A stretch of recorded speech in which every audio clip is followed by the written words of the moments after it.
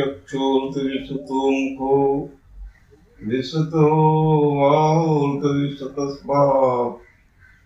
संवाभ्यां दमति संपतत्रे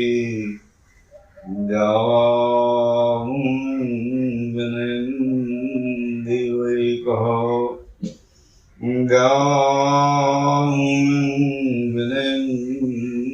देवैकः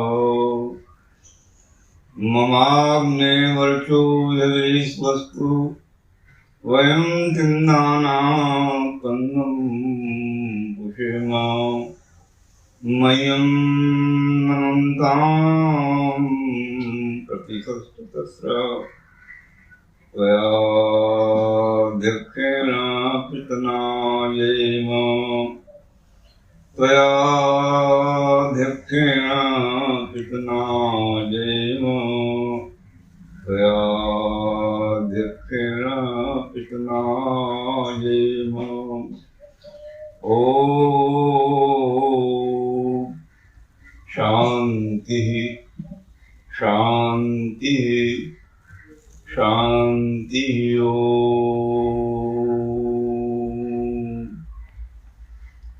श्रद्धामयी पवित्र मातृशक्ति यज्ञ प्रेमी सज्जनों, आज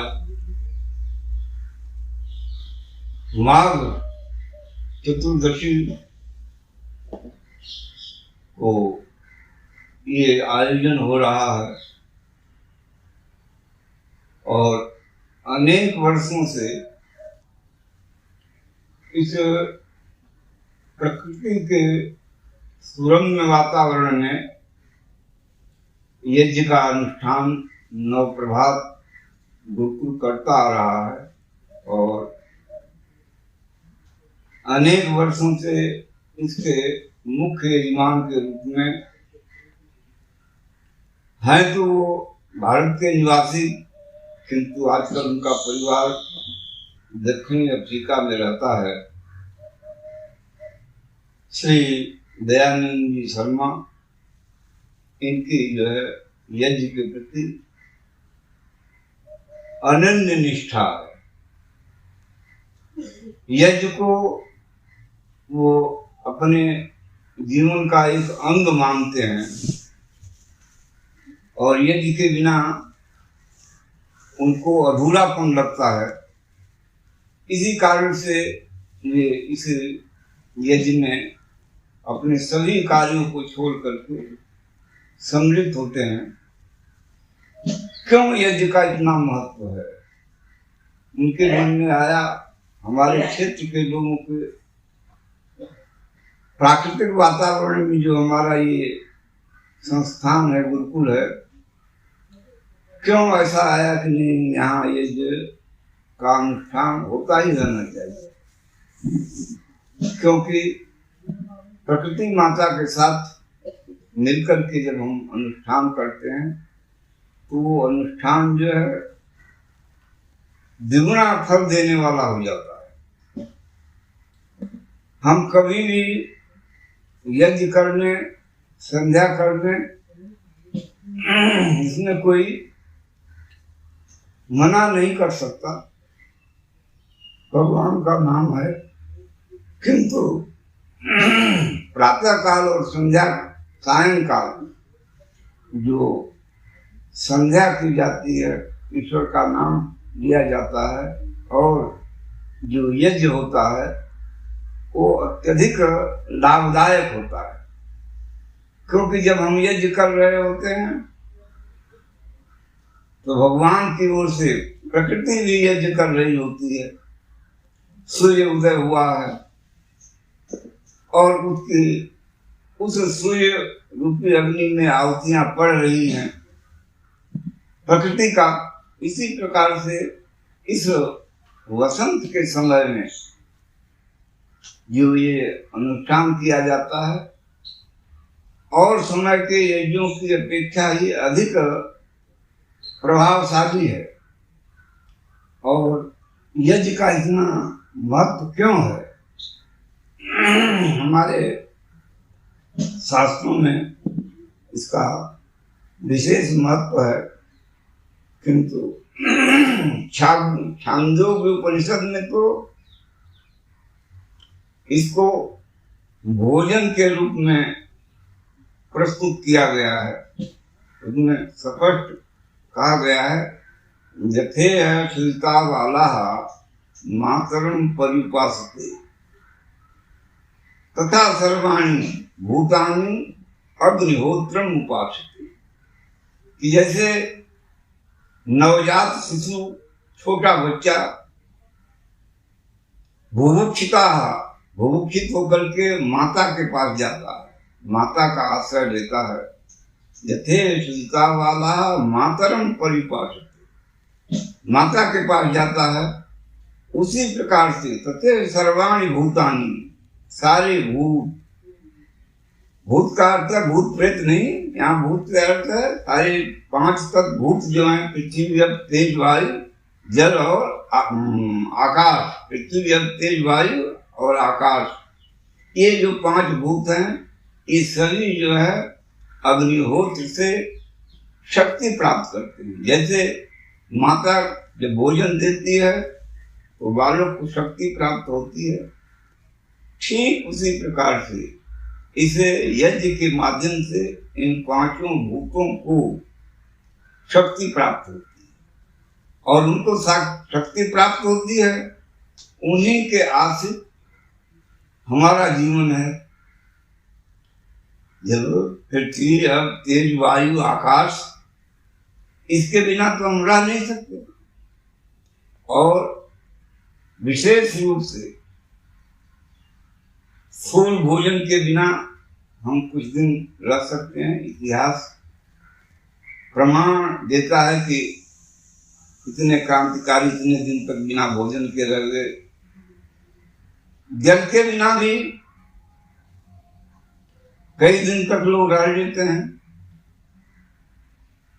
किंतु उनमें सबसे मुख्य जो है वो वायु है। वायु के बिना आप देखिए कि कोई भी आज तक कोई ऐसा सिद्ध महात्मा या कोई भी ऐसा व्यक्ति नहीं कि जो वायु के बिना जीवित रह सके।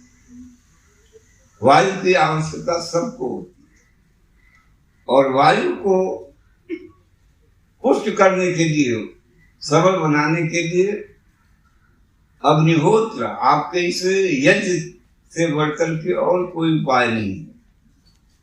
इसलिए हमारे ऋषियों ने इसके महत्व को बताया और उसका ध्यान रखते हुए हमारा नवप्रभात जो है, इसका अनुष्ठान अनेक वर्षों से इसी समय अर्थात वसंत काल में ही इसका अनुष्ठान करता है। और उस अनुष्ठान के साथ एक विशेष बात यह है, केवल यज्ञ नहीं, वेद की रक्षा, वेद के मंत्रों का पारायण होता है। उसकी ध्वनि चारों दिशाओं में जाती है, गूंजती है। उसका एक अपना अद्भुत प्रभाव पड़ता है।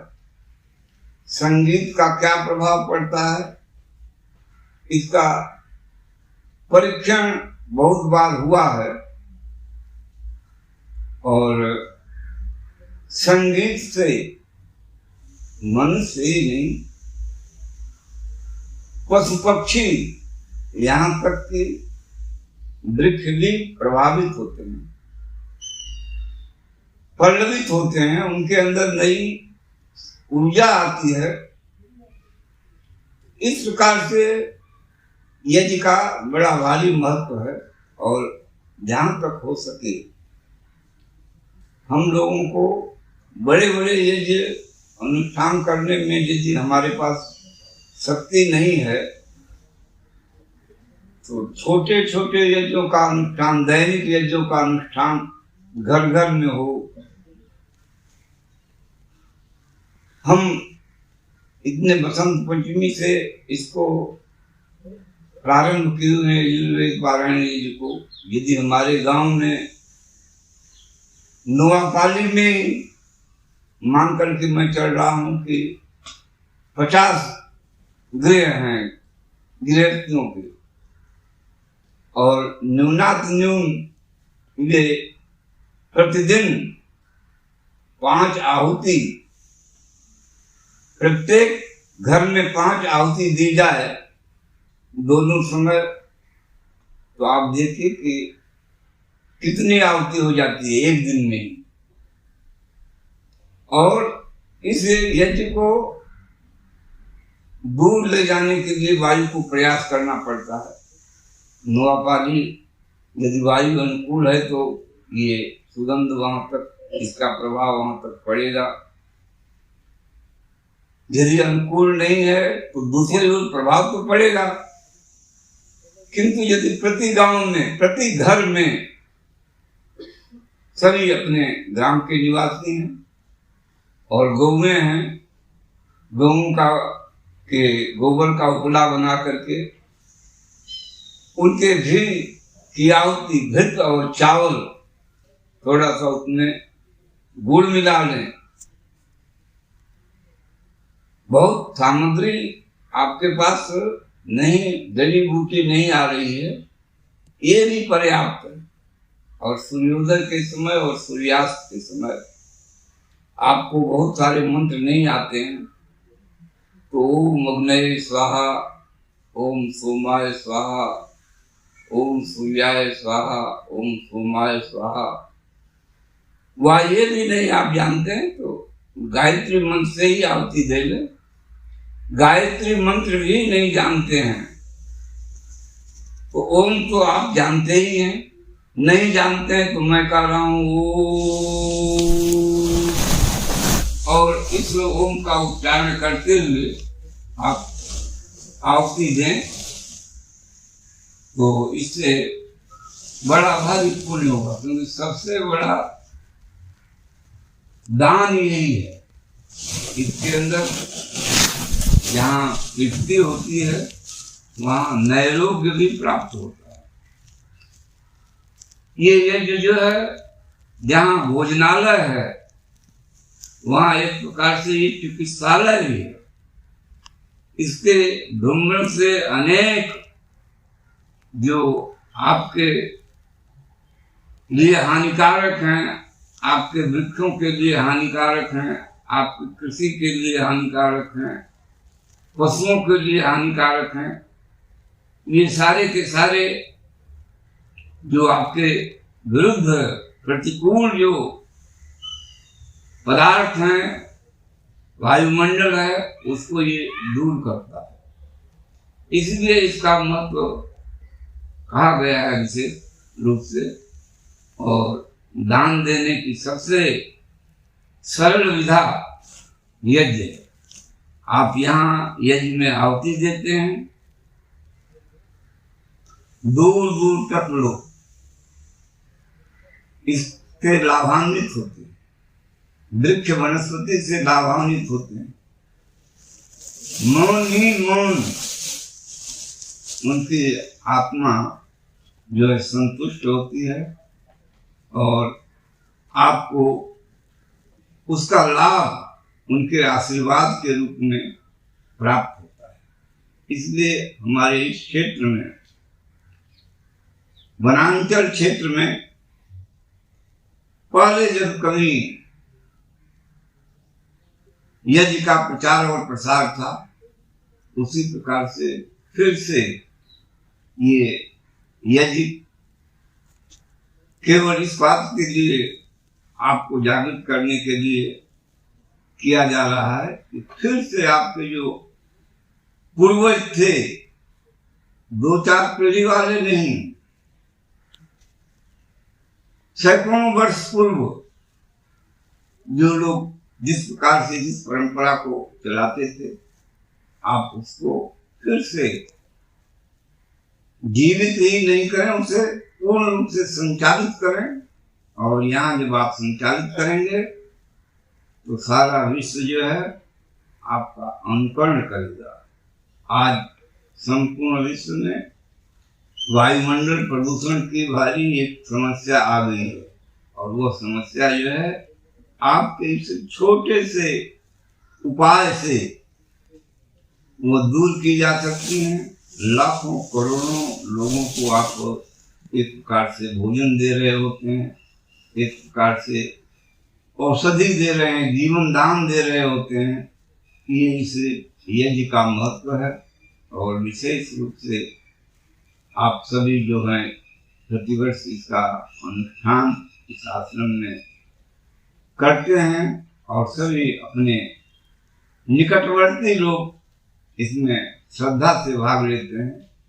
तो केवल अगले वर्ष इसी दिन ये कर्म कांड हो ऐसा नहीं, आज से प्रारंभ होकर के ग्राम ग्राम में इसका अनुष्ठान छोटे रूप में हो, चाहे लघु रूप में। यज्ञ का लघु और बृहत रूप तो कोई नहीं। जैसे लोगों की है कि सिंह का बच्चा क्या छोटा क्या बड़ा, तो सिंह है। ठीक इसी प्रकार से यज्ञ तो यज्ञ है, इसका प्रसार और प्रचार हमारे फिर इस भूमि में हो, और फिर हमारा ये क्षेत्र कभी संसार के लिए एक मार्गदर्शक बने, लोगों की प्रेरणा का स्रोत बने, इसके लिए ये क्षेत्र तैयार हो। और नवप्रभात जो है उसके लिए एक केंद्र बने, जिससे सारे विश्व में यज्ञ का, वैदिक धर्म का अर्थात मानव मानव की रक्षा करे। पुमान पुमांसम परिपातु विश्वतः। सभी लोग एक सर्वाणि भूतानि मित्र चक्षुषा समीक्षन्ताम, देखें हम सभी प्राणियों को अपने जैसा मान करके कल्याणकारी उनका भाव हो हमारा, तो उनको भी उससे लाभ होता है। परमात्मा आप सभी को यज्ञ की अग्नि की प्रज्वलित रखने की क्षमता प्रदान करे, और सबके अंदर ये भावना हो कि जैसे कि हमारे घर घर में यज्ञ होता रहे, वेद पाठ होता रहे, सभी लोग प्रसन्न रहें, निरोगी रहें। परमात्मा आप सबको शक्ति प्रदान करे। ओम शांति शांति शांति। ओम।